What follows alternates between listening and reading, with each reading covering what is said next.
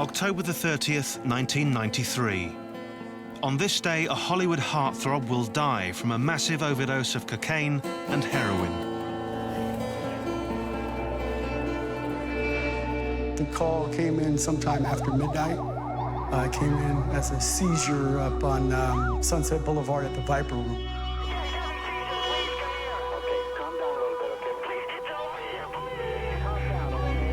I walked out and I literally cartwheeled over him.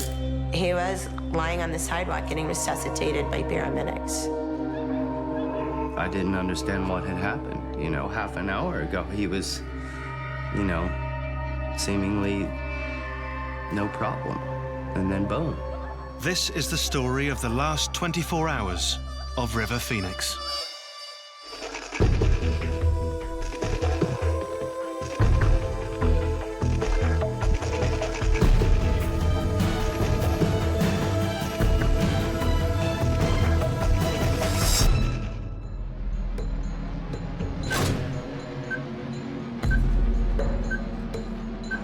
Los Angeles, Saturday, October the 30th, 1993.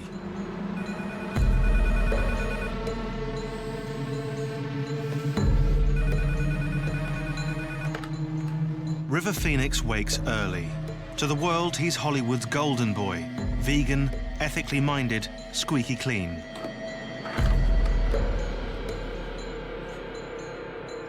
The truth is very different. For over 2 years, River has been struggling to overcome a drug problem. Today, that problem will overcome him.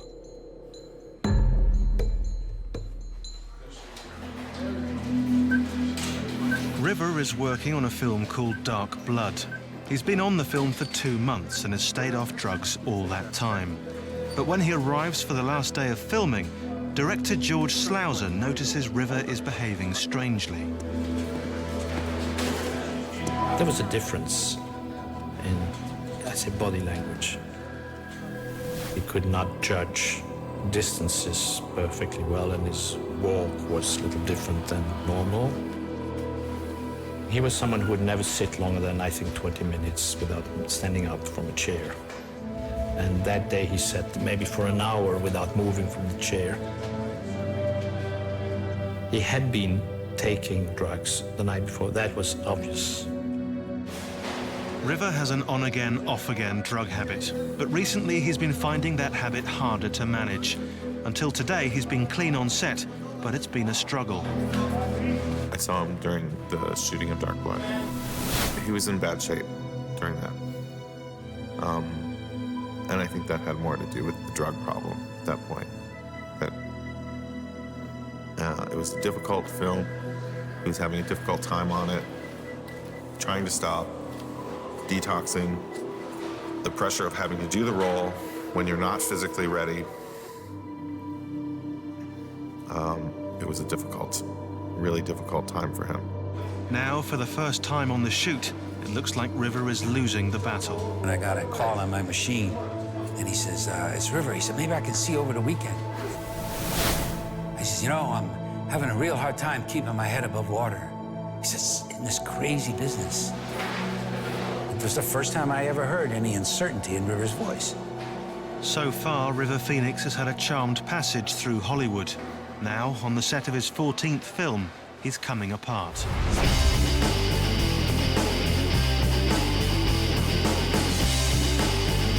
River was 9 years old when his family moved to Hollywood. By the time he was 15, he was already getting noticed. He just had something special. The first time I laid eyes on River Phoenix was when I was casting my movie, Night in the Life of Jimmy Reardon. I'd come from lunch and somebody said, well, you're gonna meet this kid named River. I said, River, is that his real name? And she said, yeah. I said, what? She said, River Phoenix. I said, whoa, what a name. I walked into the little reception area, and this kid stood up. And as he walked over towards me, I saw this light around him. And it was like a halo, and it was an aura. I mean, all of this happened within seconds. I just said, this is a star. It was River's performance in the hit movie Stand By Me that thrust him into the limelight. Overnight, he became a teen idol. His face was on the cover of magazine after magazine, and he was getting thousands of fan letters every week. But River was more than just a pretty face. He could act too.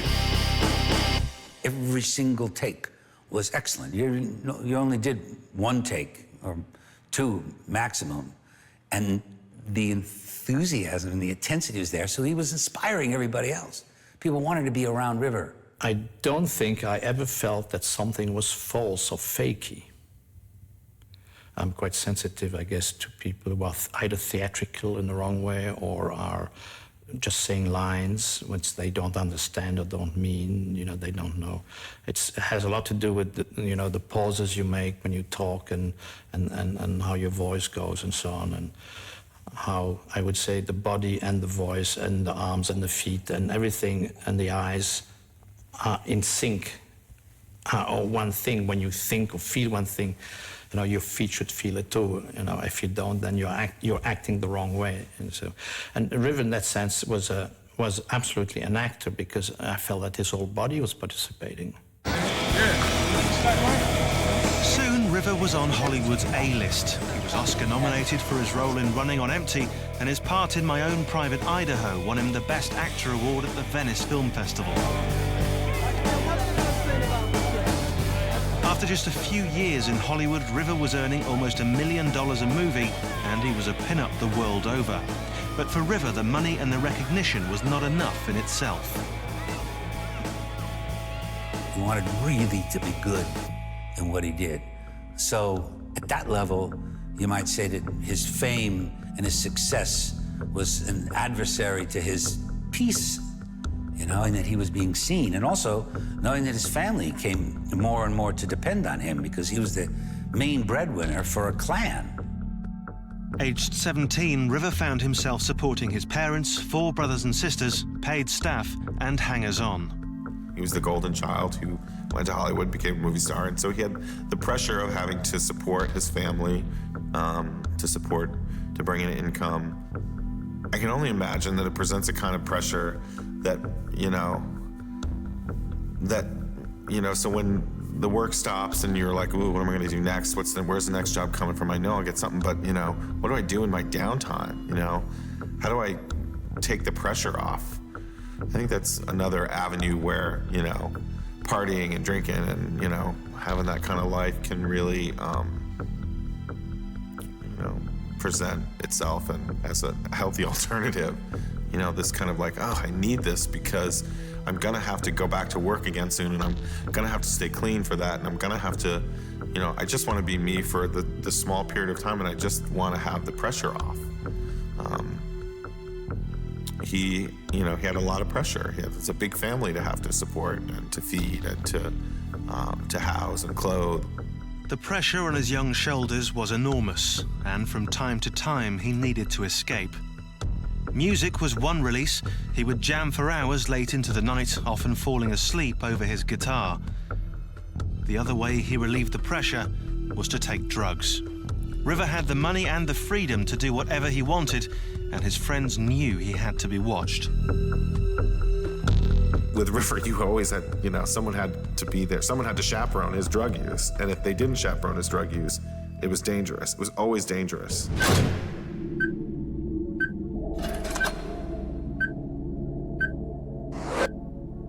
River has been on the set of the movie Dark Blood for 8 hours. He's on edge, feeling terrible after a late night taking drugs, and so far today, all he's done is sit and wait. It took us all day to set it up because we had just come back to LA and we had other sets, and so, the actors had to wait around most of the day for this one scene. Director George Slouser is watchful of his star. I felt that I had to be sure that everything was going to go okay. It's like it's a bit silly to say, but if you have someone who's sick, then you might take along, to sit down somewhere. You take care a little more because you don't know exactly how things will develop. First positions, please. Finally, the cameras are ready to roll. It's time for River to perform. But of all the scenes he's ever done, the next is the one he's come to dread. He'd long idolized his co-star Judy Davis, but now he was getting the chance to work with her. She seemed to be doing everything she could to make his life a misery. Good. She was very difficult to work with, and we had a bad relationship. I was very irritated by the way she treated River, by making it difficult for him to act, whispering instead of talking, or when you could help, not helping. Yeah. The only time I suffered through an actress, I've never had any problems with actors ever before in my career, but she made up for 40 years or something, or 30 years, because she was in a kind of way impossible, and she made it tough for River also. He complained to me many times that she was making it tough for him. River was so sensitive, and I don't think that he'd maybe experienced even until that particular movie, people that weren't kind to him at some level. River felt the antagonism deeply. He phoned friends in tears. Yet for 7 long weeks he endured it, asking George Slouser to postpone the love scenes. He asked me, can I play this scene the last day, because I don't feel like doing it halfway and touching her and whatever. I mean, he said, you know, I'm getting goosebumps if I have to touch her arm. Now the scene can be delayed no longer. It'll be the last of River's short life. And in just a few hours, he'll take the drugs that will leave him fighting for his life on an LA sidewalk.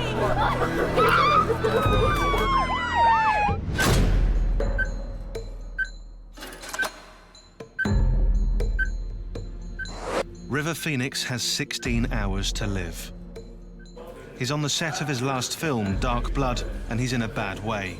He's edgy and nervous about the next scene. It's a love scene with Judy Davis, a woman he says makes his skin crawl. But so far 3 takes are in the can, and River has held it together.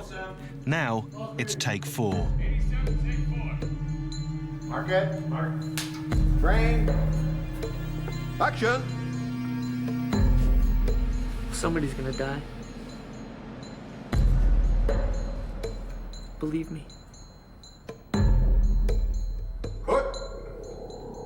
The scene is over and the shot should have ended when the director shouted cut. But when the crew gathered 2 days later, after River had died, they realized something very strange had happened. At the end of the 4th take, it was cut, wrap, to print.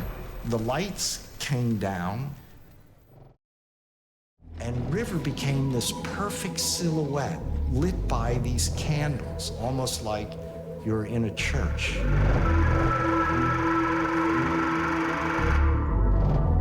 River walked up to the camera and stood there for about 5 seconds. And then I realized, oh, the camera was still rolling, and I turned it off. River died just hours after this shot was taken. It was the eeriest thing I've ever experienced through my camera. It still gives me the chills. Filming over, River leaves set for the night, but the day's events have left him shaken. River was emotionally fragile. The smallest thing could upset him. This vulnerability had its roots in River's childhood.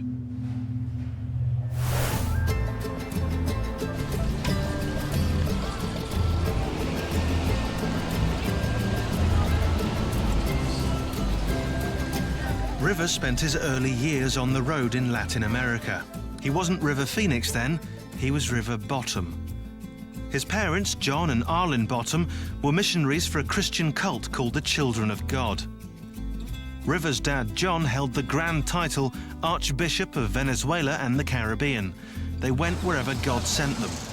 Mexico, Puerto Rico, Venezuela. It was an unsettled existence. They had no friends, no home. Often struggling to make ends meet, they trusted in God to provide. Actually, it was often River. At the age of 5, he and his younger sister Rain were busking on the streets to feed the family. After 3 years on the road, his parents had had enough. In Caracas, they threw themselves on the mercy of Father Stephen Wood. I was at that time pastor of this church and had been a friend of the Children of God for many years. And this family showed up saying that they were leaving the Children of God and needed help. They had decided that they could no longer accept the directions they were receiving from headquarters, they found them increasingly at odds with what they read in the Bible. The children of God would later become notorious for their ideas about sex. Teaching that sex was just another way of showing God's love, couples often swapped partners. Children were encouraged to sleep in the same bed as their parents while they made love, and children were to be initiated into sexual practices at the age of 4. Whether River was involved in any sexual practices has never been ascertained. His close friends refused to talk about it. Soon after these practices were advocated, his parents wanted out, but their decision left them stranded. They found themselves in a foreign country with absolutely no funds, no place to live, no money to buy food for their children, and no way to get back to the United States, which was their goal. They asked for hospitality and help. Meanwhile, they were going to try to earn enough to eat out of and then to see how they would somehow get back to the U.S. Father Wood gave them room and board, and in exchange, River and Rain performed Christian songs during Sunday service. The most well-known was that You've Got to Be a Baby, but River sang it not just in Spanish, but also in English, French. He sang it in Japanese and Swahili. I'm not sure that he was all that great of a singer, but he was a little kid. He was a great entertainer in his singing.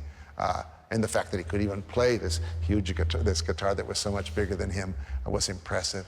It was our most popular service, and it was literally standing room only. But he had the attention of absolutely everyone, while his little sister was out kind of working the crowd. I think on the streets where they had been trained, she would be going around asking for money. But here it was just kind of get the people to clap and to sing along.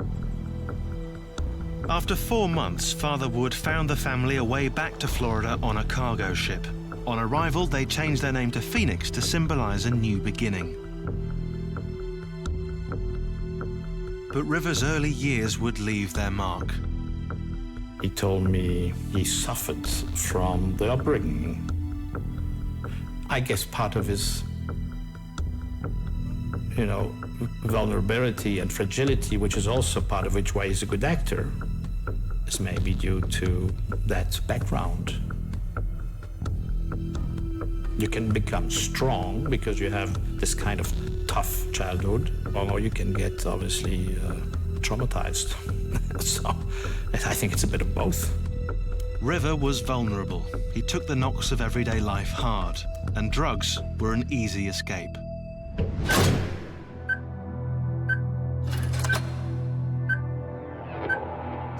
River Phoenix has just 6 hours left to live. He's had a tough day on the set of his latest film, Dark Blood. But now he's back at his hotel where he can let go with his family and friends. Dickie Rude has been a close friend of River's for 2 years. He was just in good spirits, His family was around, his brother and his sister and his girlfriend, and he was happy to be, off of the set. Things were jovial. Dickie's wife, Abby, is River's personal assistant. Samantha Mathis has been dating River for the last 6 months. And some of River's family have flown in to see him. Joaquin, his only brother, is here. And so is Rain, River's sister, who shares his passion for music. Yeah, Rainbow Leaf, Liberty Summer, they loved River dearly. He was the best older brother ideal you could imagine, nurturing, caring, protecting, and would go to him for advice. And he had, a great deal of experience with all of their emotions and differences.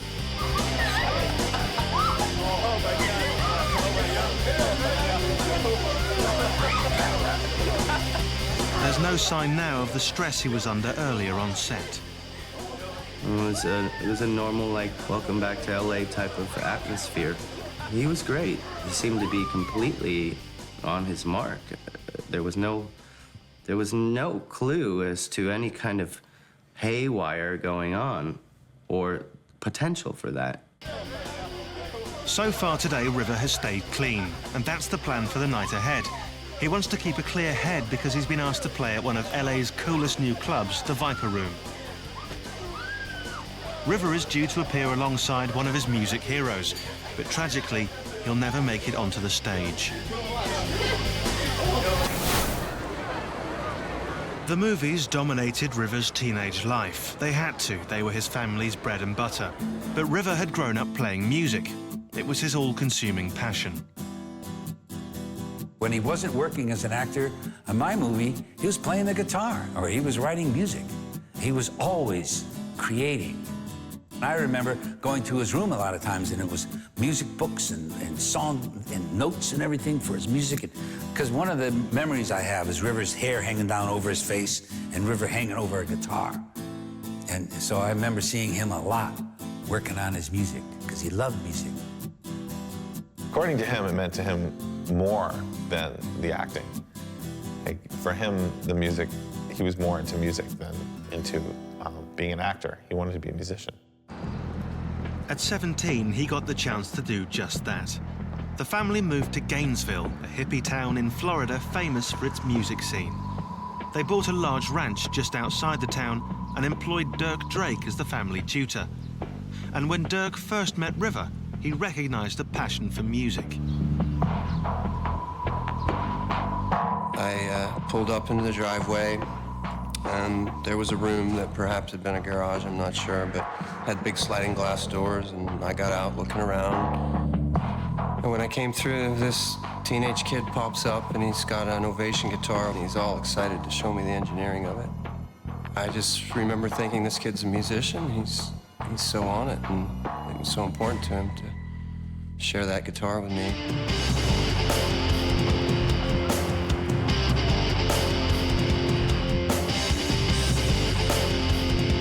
Gainesville had a thriving music scene in the mid-1980s. This was the first place that the emerging punk rock, post-punk rock scene was happening. And I think putting the band together was a primary focus in coming here and finding musicians that would be complementary to the songs he'd written and the tastes that he had. In 1988, River formed Alika's Attic with his younger sister, Rain. He threw himself into writing, turned the garage into a rehearsal studio, and booked the band on a 2-week tour of the East Coast. He put everything into the band and secured a 2-year development deal with Island Records. If, in that time, the band could produce a good demo tape, they would finance an album.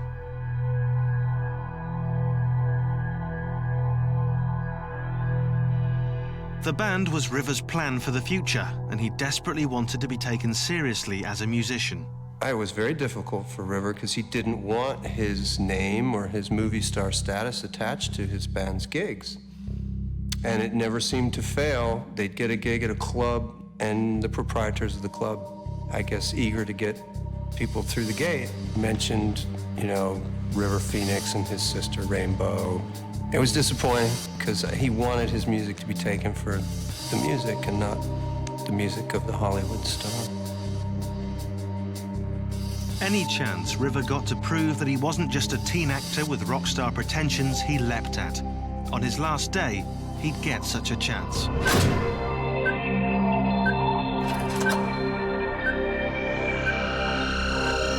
River is letting his hair down after being on set all day. He and his friends have left their hotel and are hitting the town. Just after midnight, Samantha, Rain, Joaquin and River arrive at the Viper Room, Johnny Depp's club on Sunset Strip. River has brought his guitar. In the corner of the club sits a small stage. Tonight, Johnny Depp's band will be playing. Among the lineup is Flea, bass player for the Red Hot Chili Peppers and one of River's closest friends. River's planning to get up on stage and jam with some of the best musicians in town.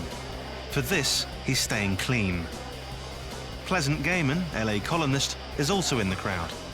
It was very smoky and very crowded. It was a mixture of Hollywood hipsters and band people and people that just wanted to see Johnny Depp play in a band.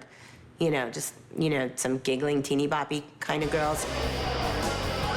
The rock scene then was really fertile in Los Angeles. It was, you know, there was a really hugely thriving underground rock scene, and the clubs had a decent crowd. They were very crowded, but they weren't overpacked with just people milling around not knowing what the hell was going on. The Viper Room, it was actually one of the first, like, cool clubs. It was trying not to be an underground shithole. There was, like, big, burly, giant security men there with earpieces and the whole velvet rope mentality, and it was really excessive. It was really Hollywood. It was really just gross. Samantha, Rain, Joaquin and River find a booth at the back of the club. River's waiting to get on stage. The lineup tonight will include Al Jorgensen of Ministry, Gibby Haynes of the Butthole Surfers, and of course Flea from the Red Hot Chili Peppers. River's happy. He's staying away from drugs so he can jam with his close friend Flea. But that's not going to happen.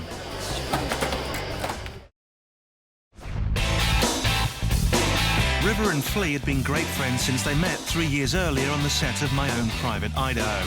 Flea, a sometime actor, had a small part in the film. Filming began in Portland, Oregon, and almost immediately cast and crew realized they were involved in something special. They worked hard, they played hard. River and many of the younger actors moved into director Gus Van Sant's house. The day's work on set would be followed by jam sessions late into the night. This footage was shot by River's friend, Matt Ebert.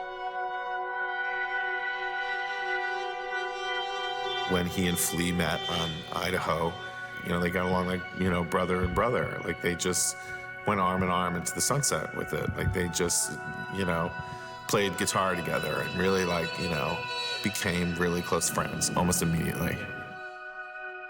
Flea was fascinated by River's talent as an actor, and River is a fantastic actor who is wanting to be a musician, so it's a natural attraction and a natural source of friendship and learning for each other. He loved him. He loved Flea.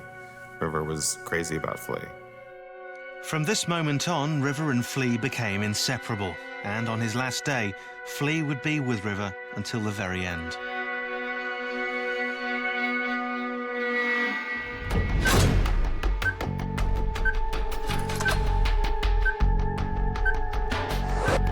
Inside the Viper Room, River has made his way to the stage.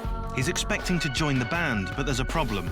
Homicide detective Mike Lee later pieced together the events of the evening. What's going on? When he arrived there were more than enough musicians, as there quite often is in that type of a situation, so he could not get up onto the stage and play that particular night. Well, I get good news and bad news. You go first. Give me the bad news. Give me the good news. I love you. But you can't play the night. You're serious. I heard through some of the people that we talked with that Flea was the one who said, no, you can't come up and play. Play bass. Mr. Phoenix was disappointed that he wasn't able to get up on and join in the jam session, and because of that disappointment, he elected to get into the drugs. River idolized Flea as a person and a musician and was excited about playing side by side with him on stage. Now he's been shut out, he retreats into the crowd and begins to look for drugs.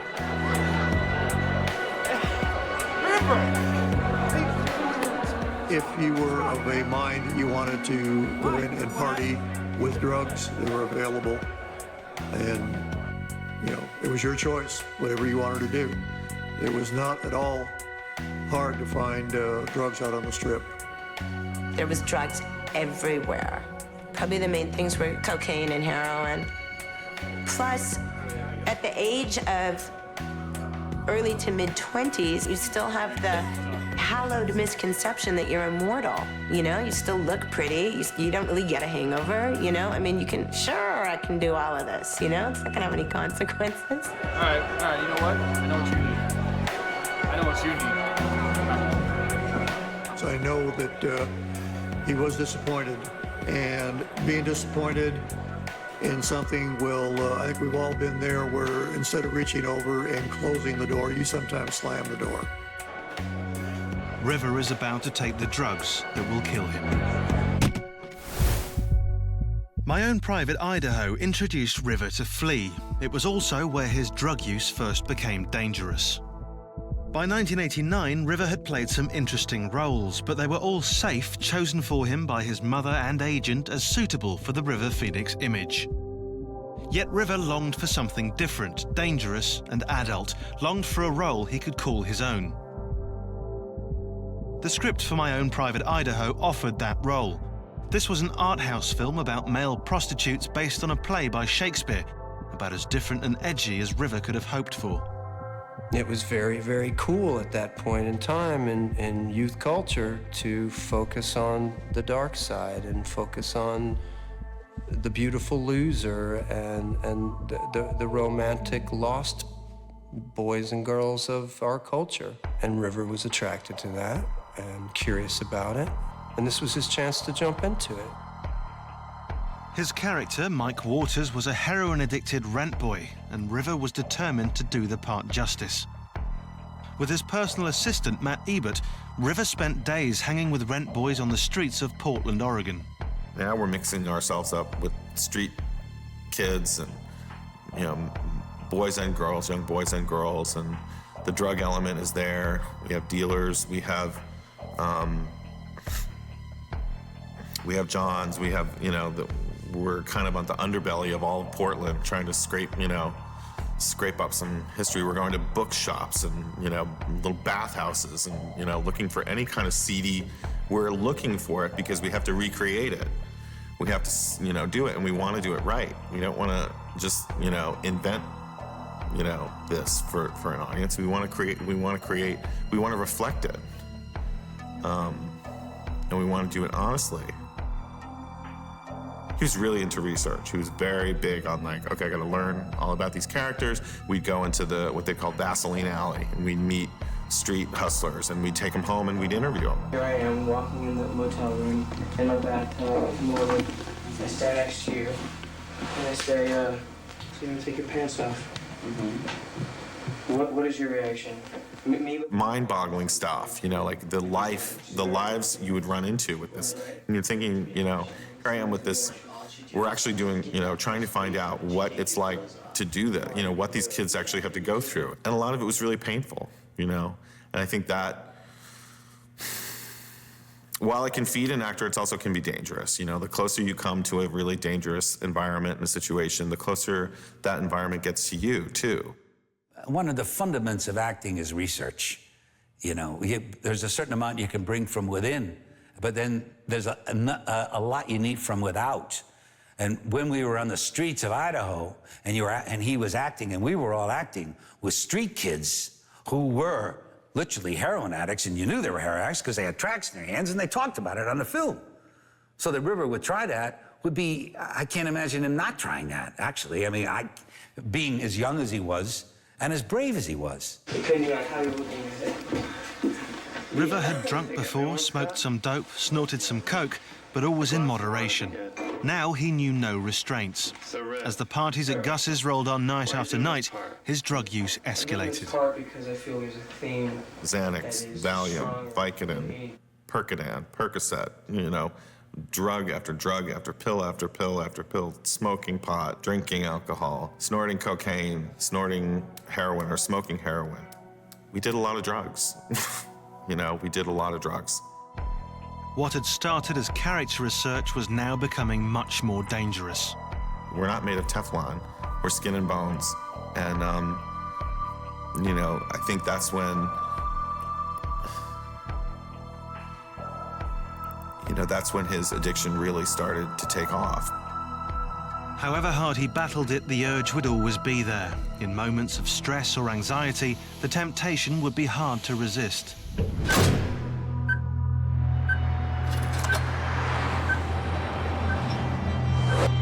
The Viper Room, the club which will become infamous in less than 1 hour, is nearing capacity as Johnny Depp's band gets going. Upset that he couldn't get on stage and jam with Flea, Rivers scored some drugs. He heads into the bathroom to collect. Here he is coming off a period of a dry spell where he's working on a movie that's not going well. And he's frustrated and he needs release and he needs to relax. And all he can think of to do is, you know, go out and get loaded. Rain, Joaquin and River's girlfriend Samantha Mathis are in a booth at the back of the club. They're completely unaware of the horror that's about to unfold. He ingested a quantity of drug that appeared to be heroin and cocaine in powder form.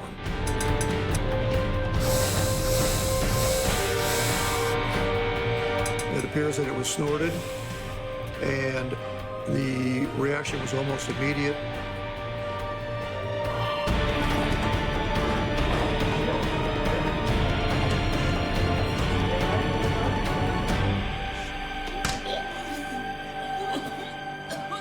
River has snorted a speedball, cocaine and heroin mixed together. When it works great. When it doesn't work, you die. That's like Russian roulette. Several sources told me that the words were, this is too much, or words to that effect, too much, too much. River is clearly in trouble. Someone offers him a Valium to calm him down. His heart is beating wildly, misfiring. The cocaine causing it to race out of control, the heroin telling it to slow. He stumbles out into the bar. He has just 1 hour to live. River's drug habit really took hold after my own private Idaho. He began to spend more and more time in LA. Part of the reason was his growing friendship with Flea. But LA was dangerous for River. The crowds he ran with partied hard. It's hard to be young and cool and hip in Los Angeles with money and time and shitloads of exotic drugs at your disposal. There's a point at which drugs, sex, rock and roll can be personally, maybe culturally, artistically rewarding, and there's a point where they can be very destructive. And River was finding those boundaries. More often than not, River was crossing those boundaries. My band, the Ringling Sisters, was holding we used to do annual orphanage benefits. Anyway, at one of them we were having at the Roxy. There was a really cute boy passed out backstage in the hallway and just getting worse and worse, like sweating and just, looking like he wasn't getting up. And I was like running around being a stage manager and making, doing raffles with the audience and stuff. And finally, I looked down and I'm like, who is that really cute and really fucked up boy that's laying on the floor? We have to get him out of here. And someone said, that's River Phoenix. I'm like, that's River Phoenix? Jesus. In the periods between Idaho and going back to Oregon to work on Even Cowgirls Get the Blues and seeing him then, it was taking its toll. The drugs were definitely beating him down. And, his skin was getting bad, his hair was getting bad. Everything just looked rougher and, more ripped up. River's family were concerned about his visible deterioration and confronted him. But River refused to admit he had a problem. They were such a beautiful spiritual family and so supportive of him in so many ways. But, like most families, I think a little painfully unaware of the realities that he was going through in terms of the drug addiction. The family home had always been River's refuge. It was a place he could rest, recuperate, and clean up. But life at home had changed. The family was now attracting hordes of hangers-on. Many of them had drug habits and just wanted to party with the young movie star. Temptation was everywhere.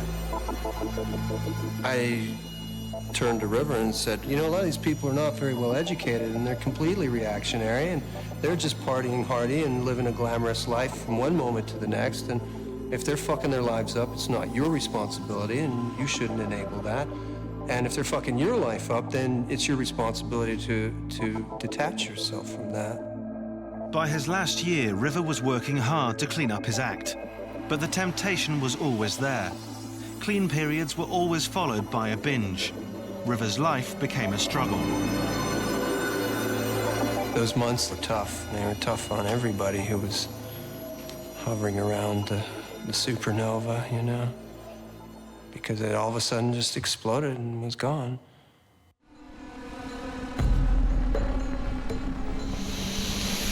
Inside the Viper room, River has just taken a massive overdose of cocaine and heroin. His body is struggling to survive, but he can still be saved. He just needs help, fast.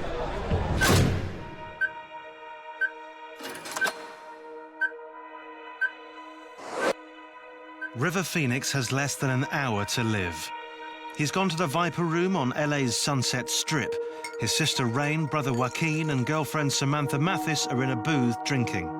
They think River's on stage getting ready to jam with friends.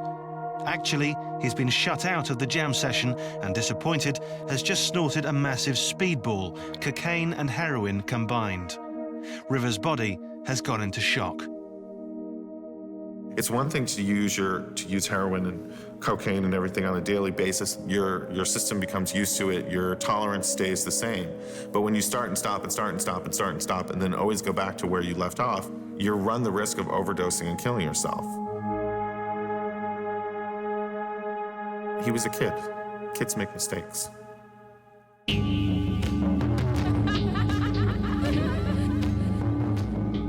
Back at the table, River's having a difficult time.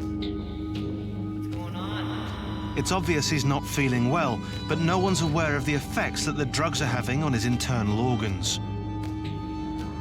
Toxicologist Dan Anderson later analyzed River's blood. There was a very significant amount of heroin and cocaine in his system. There was so much cocaine there, it's astronomical. It's 8 times what we consider lethal. He either didn't realize the purity of the drug and took his standard amount that he normally took, or he took way too much. A body can only tolerate so much. And after that tolerance is over with, you're gonna die of the drug. What started out as a fun family reunion is rapidly turning into a nightmare. Hey, wait a minute. By his last year, River's drug use had hit its peak. Friends and family pleaded with him to get clean. He started to listen, and the periods between binges grew longer. He began working on a new music project with Sasa Raphael. In April, River was approached about a new film, Dark Blood, but there were worries that his drug use had taken too large a toll and he needed to rest. I called River more or less every 2 weeks when he was in Florida. And I wanted to know if he was okay and if he was still in a good mood, if he still liked the story. A little bit, if you want, not to check, but to feel how he was. And I was aware, obviously, that he had been taken drugs before. I was hoping that he would be, I would say, calm. River's father, John, had recently moved to a farm in Costa Rica, but he realized there was a problem and intervened. His father flew up from his farm, and he never does that. He didn't, at this time, he was just was not interested in coming to this part of the world at all. But he flew up specifically to convince his son not to go film the next movie. John was just saying, give it a break. I would hope that you can get back to the garden. Take a break. Don't do any more projects for a while. Come live in Costa Rica. Work in the garden. Let's get back to being a family. But River wanted to work with co-star Judy Davis, whom he admired so much. And he was the family breadwinner. He had some 30 people to support. He decided to do the movie.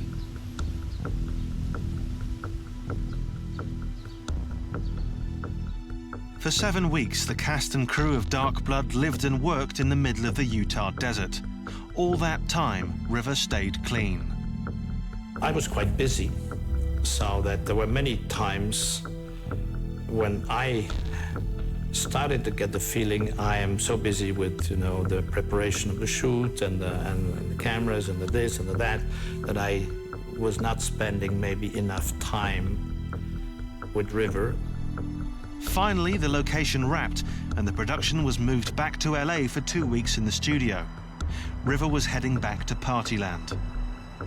He took his leave from director George Slauser. Before leaving, he said, okay, bye. Going back to the bad town of LA.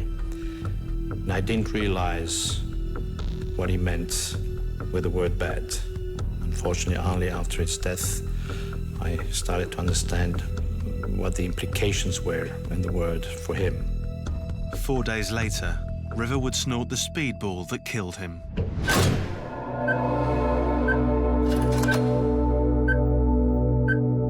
Inside the club, River has been suffering badly from a drug overdose, vomiting and passing out. At first, Rain and Joaquin weren't aware of just how bad things had got, but as his condition worsens, they drag him outside for some air. As soon as River's body hits the street, he goes into seizures. The vegan with the squeaky clean image is now dying of a drug overdose. The people around him at that time, it was a kid, his brother, young kid, Joaquin, and he's dying in front of them, and they don't know what to do. And the people in the bar don't know what to do. They watch this celebrity move around, and they watch this famous person. Do we say something is happening to this famous person? The fame itself kept him from getting what he needed to live. Whether the fact that River is a celebrity, or the fact that drugs are involved, or the fact that they're terrified by this sudden turn of events, the result is the same. No one calls for an ambulance for a full 5 minutes. Finally, Joaquin takes action. All 911 calls are recorded.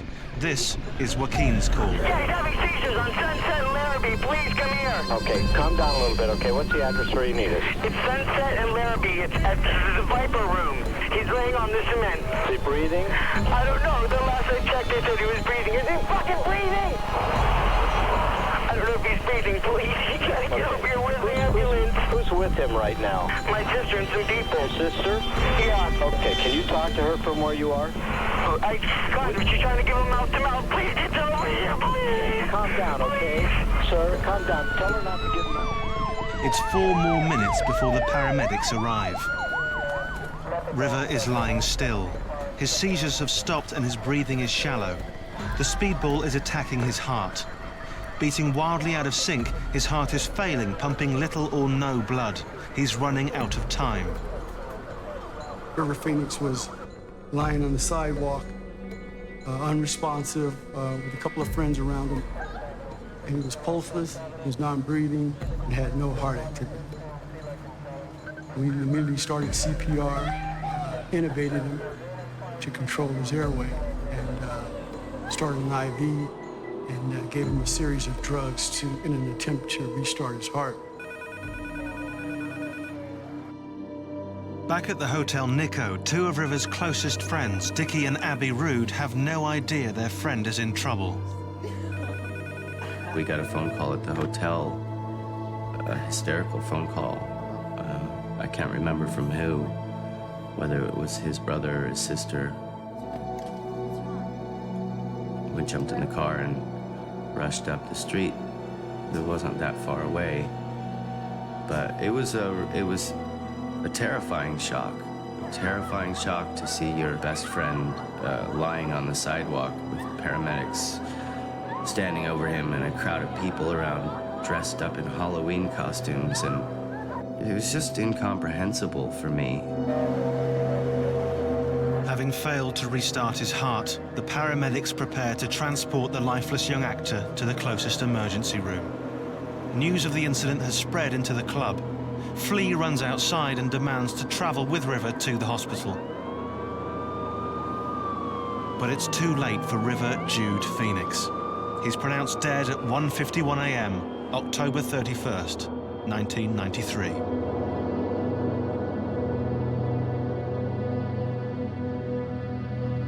I remember when I heard about it, I remember where I was. I remember being just devastated, that he died that way, And I was surprised, despite thinking that I wouldn't be surprised. I've heard people say it was his time and he was ready to go, and that's bullshit. That's bullshit. He loved life and he cherished and nurtured life around him, and I'm sure his own would have been right there with it as something cherished and nurtured. I went with his sister and we brought his ashes home. And I remember this as long as I live. I gave his ashes to his mother, and she held them like a baby. And it was one of the most tragic things I've ever seen in my life. He's become a kind of mystical being in people's lives, somebody that inspires them, not because of his tragedy, but because of that quality that he had, which was always spiritual, so that when you see him, that magical thing didn't die with him. He was a good friend. He brought out the best in you. And I miss him a lot.